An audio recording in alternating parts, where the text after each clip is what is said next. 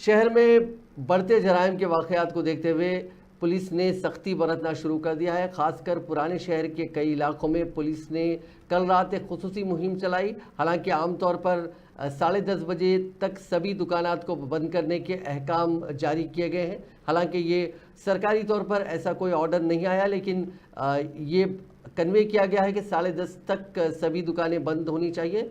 Police ने खासकर पुराने शहर के कई इलाकों में लोगों की चहल पहल बंद करवा दी।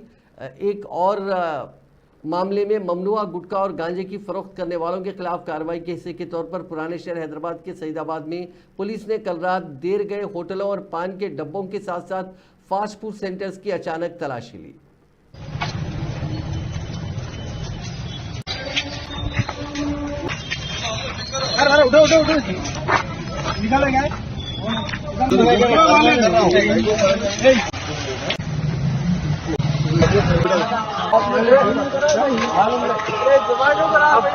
आपका